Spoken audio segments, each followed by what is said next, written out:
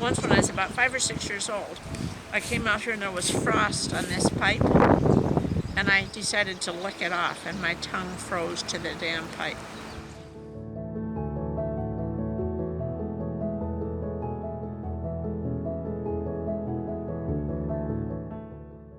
And Papa would sit here and listen to the radio, and Mother would say, "Papa, turn that radio down, you're deafening all of us." So he'd say, he was deaf.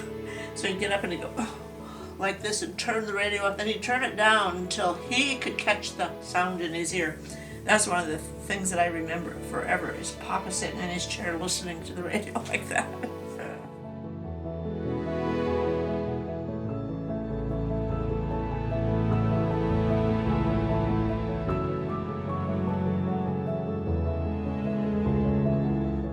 You guys didn't have running water, right? No, only through the hole in the wall with the pipe that you just dripped the water. Our well was so slow that we would have to keep running water, and then we had 2 pails sitting there for drinking water because we didn't want to have to run out to the well all the time. How'd you bathe? We had an old tin bathtub that Mother used to have, a huge tea kettle that Wayne has, and she would put it on the stove and get it boiling hot, and then she'd put a bucket of water in the bathtub, heat it up with the tea kettle water, and then you took your bath, and after you were done, it got thrown out and somebody else came in. The same thing started all over again. And no, we did not take a bath every day. We took a bath on Saturday night to go to church. When we were kids, there was like a big iron one with squares, and you could see the top of the furnace through it. And when it was cold and blizzarding, we used to put chairs around here, sit here with our feet over it, and eat popcorn and apples while it blizzarded outside.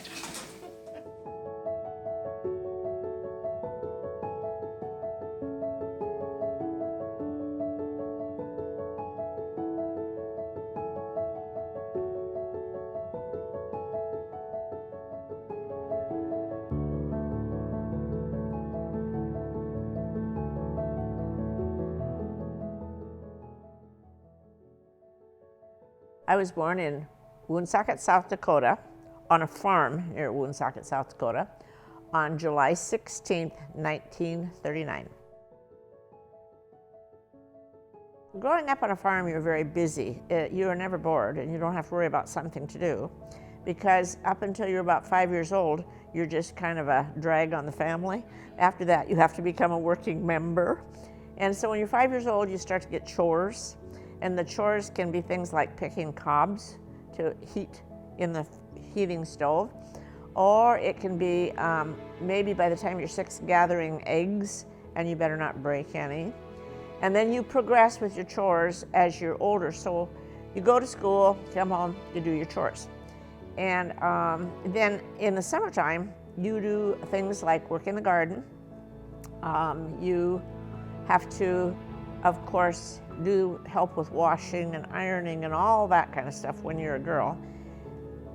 When you're home in the summer, when you're in school in the winter, you don't help with that. Your mother does that, but you still do your chores when you get home from school. And so nobody is ever bored, because we always have more than enough work to do.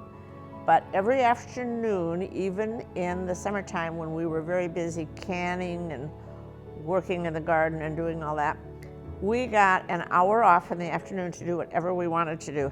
That was a prized time for us. So you can see that we really had work to do all the time. So we grew up working, and I do believe that that's why we all have a work ethic, is because we worked from the time we were at appropriately, stage chores and work, from the time we were 5 years old until we left home. Well, when we were kids, for fun, we played softball, and we played horse basketball. We had a basketball hoop on our garage. We did not have television. We used to listen to the radio. We would come home and hurry up and change our clothes, and then Mother would give us a snack while we listened to that radio program, and then we would do our chores after we got done with our snack and listening to that radio program. We would go to town on Saturday night, maybe go to the movies. We went to Ruskin Park, roller skating sometimes. We visited other families quite a lot for entertainment because we did not have televisions and we did not have a lot of stuff. So we would go over to the neighbors, their neighbors would come to us, or we would go to some of Mother and Daddy's friends. Everybody got married back then when they were 18 years old. Girls did not go to college because, after all, why would they need a college education? Because all they were going to do was keep house and raise kids. So, and that was literally a philosophy of the times. It really was. So you got married, and then I got married, but after I had 3 kids, I decided that I really wanted to go to school. And so I started college when Kelly was born. And I started at Huron College. And then I worked and worked and worked and worked. I graduated the same year your dad did, by the way, from college. 1984. We moved to Arizona when Kelly was 3. So Tony was 7. So the couple of winters that we lived there were kind of fun because Tony and Kelly or Gail were big enough, and we would go outside when it snowed and make snow forts and snowmen, and we had a lot of fun playing outside. But when we lived on the farm in the summertime, I actually worked in the field with mowing hay and baling, and I also raised a lot of bottle lambs. And so my kids didn't have a lot of exposure because they weren't old enough when we lived there. So I usually had a babysitter that stayed with me. Except when I lambed the ewes out, I used to take the kids up, wrap them up in a blanket, put their parkas on them, take them out and set them in a little fort that we made out of hay bales to keep them warm. And they would sleep out there while I made sure that the ewes took their lambs when they were born. Actually, I like to mow hay. I really did like to mow hay. And because it's kind of like, it's where you can see accomplishments. I hate doing things where you can't see where you're making any progress. But when you mow a field of hay, you start on the outside and it keeps getting smaller and smaller and smaller, and it's finally done. And I hated sloppy looking hay fields. And so I would always go and mow out my corners, because you can't mow the corners in a hay field because of going around the corner, the mower doesn't take it all. So after I got all done, Grandpa Punch would laugh at me because I'd go back and mow those corners out. I hated that sloppy looking hayfield. When we lived on the farm, I worked in town because farming then is just like farming today. You pretty much have to have a source of income because your money comes in, you know, like when you harvest, when you sell lambs, when you do this. And while most farmers live on borrowed money until they have a big cash infusion to pay off the bank, if you want to have money to spend, you kind of have to have some sort of a job. So my first job that I had was not when I lived on the farm. It was when Punch and I lived in Huron after we were married, before we moved to the farm. And I worked in the administration office of a hospital. And that's where I really got my love of working in the medical field. I loved the job of working in the administrative part of a hospital, in the administrator's office in a hospital. So then I worked in the abstract company and abstracted land. I actually worked as a waitress and was one from the time my kids were little until we moved, because I could work at night when Punch was home and he could stay home, and then we didn't have to have a babysitter. And actually, some of the best money I ever made was being a waitress. Actually, we moved to Arizona because of Kelly's health. She had spent over half of her life in a hospital by the time she was 3 years old. And everybody said that it was the climate, that she just couldn't live in that climate. So we moved to Arizona. First, I went to work for visiting nurse service, hated that. But then I went back to the hospital again, and liked the hospital, worked in the front office of the hospital, was the switchboard operator, admitting, all of the things that I loved about the medical profession. And I stayed at Southside Hospital for, it was 14 years. And I went from there to medical records to radiology, transcriptionist, and from radiology transcriptionist, then I went to associated radiologist as their administrator, and that was the start of how I went through all the phases of administrative medicine until I was pretty sure I could run my own company. I cashed in my retirement. I had worked for Associated Radiologists for 16 years before I started my own business, and I had a pension plan. And so I cashed in my pension plan to buy a computer system to start my own accounts receivable management. I had one major client that we had been billing for at Associated Radiologists, and they were being paid. That one client alone paid my salary to Associated Radiologists. And so when I left Associated Radiologist, that client said, "You're leaving?" And I said, "Yes." And they said, "We would like you to take us with you." I had no one working for me to start with. For the first year, I worked myself. And I would work sometimes from 8 o'clock in the morning till 2 o'clock in the morning. And then after a year, I finally hired a person. And then just suddenly, I don't know, the word got out from people, you know, that they were really happy with the way I took care of things.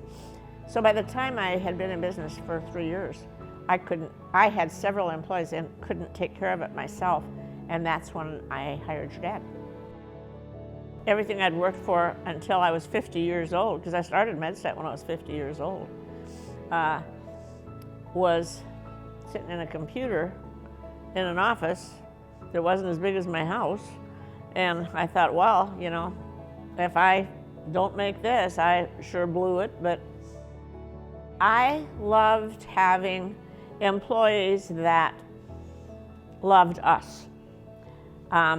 When I worked at the hospital, when I had worked as a transcriber, and I worked for these same radiologists that I actually went to work for, one of the things that I made up my mind that I was never going to make my employees as miserable as what those 3 doctors made me. I liked being a good boss who rewarded people who worked hard, because I had been on the other end. Every Friday is Employee Appreciation Day, and we buy lunch, and have for all the time that we've had MedStat. And the other thing I liked was, I liked taking on a new client and then having him say, "I have never made this much money in my life. I should have gotten you 10 years ago." Because I liked the success of turning around a dying practice. It was kind of like mowing out the corners of the hayfield. You got to get it done and get rid of the slop, you know. And that's what I liked, and that was a challenge to me. It was so much a part of my life. It was almost like a child. You know, it was like I grew it from nothing. We grew slowly. We did grow slowly, but we grew at a steady pace, and that's how you want a business to start. You don't want it to start, unless you're Bill Gates, of course, and overnight become a, you know, international success. Those stories are far and few between. Most of the time, it's start your own business and work harder than anyone who you will ever hire will work. Because as soon as you can afford to hire people, you'll still work twice the hours they do until you're old, like me. Hey, you know what? Nothing ever stays the same forever, but every time something changes, there's good things about it. What would you say your biggest accomplishment is? Raising 3 successful children.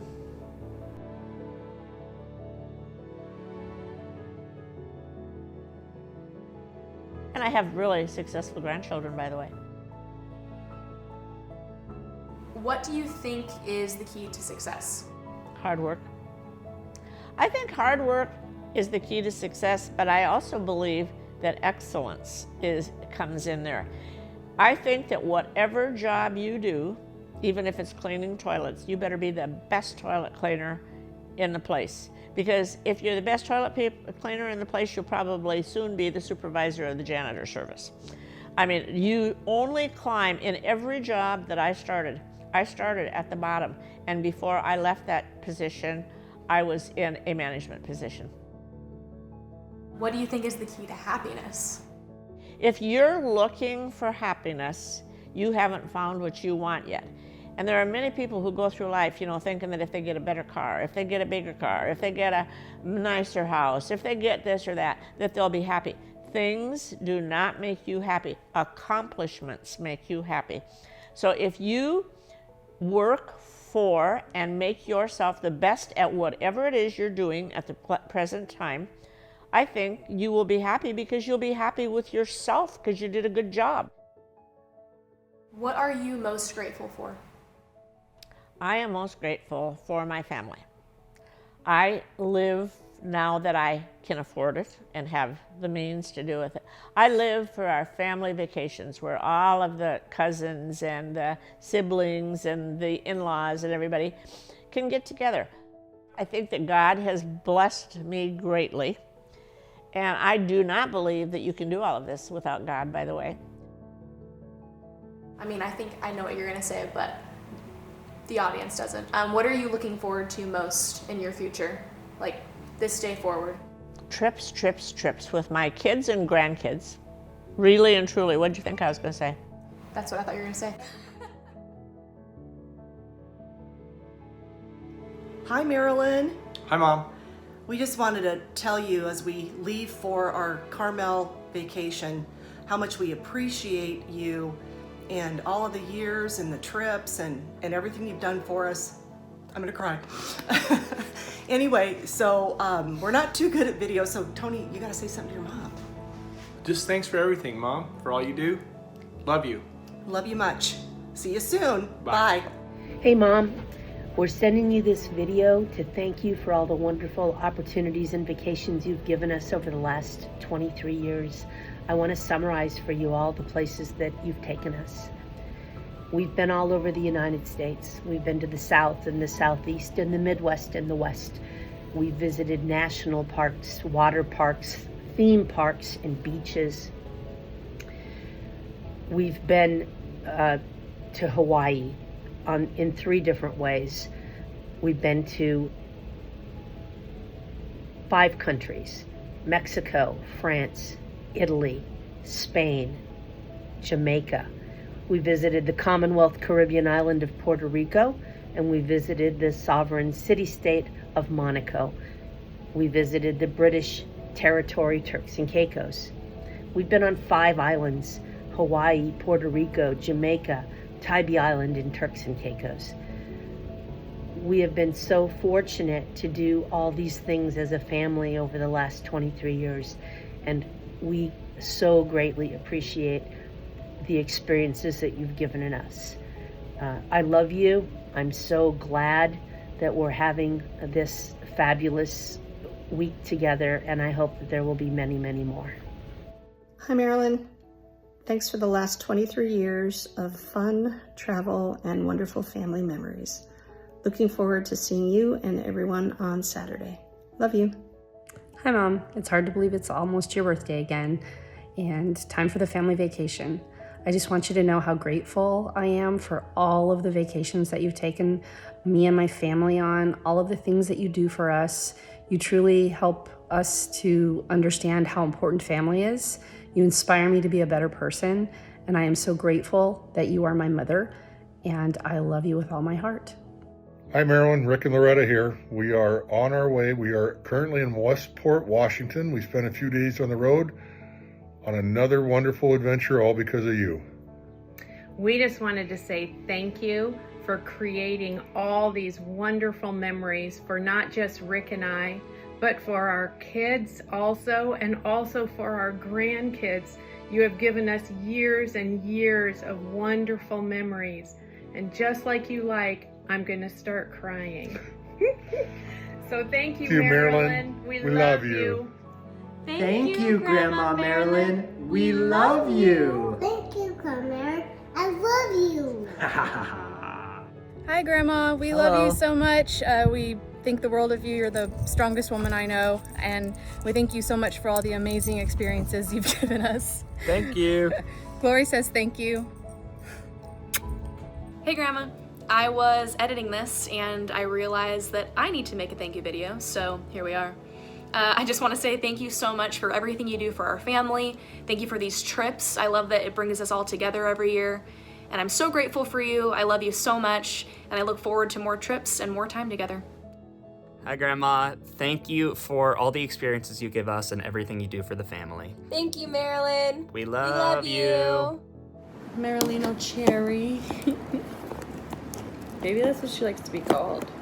You can't be in the whole thing, Ben. I'm trying not to. Muchas gracias. Soy increíble. I don't think you should be eating a bagel in it.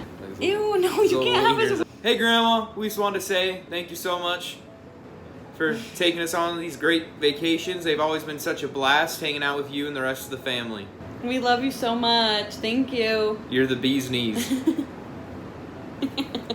Hi Grandma, I'm so excited to see you so soon. Every year I look forward to the week that our family comes together, and I love the tradition that you've created to keep us so close. I'm so grateful for all that you do, and I love you. Hi Grandma, we just wanted to say we love you and thank you for all of the support and love through the years, and thank you for all of the fun experiences. Thank you for all the great times and memories, Marilyn, and we love you. Hi Grandma. Just wanted to say thank you for all the years that you've included my family in these vacations. We sure appreciate it. Thank you. Thank you. We love you. See you soon. Love you. Thank you, Marilyn. I love you.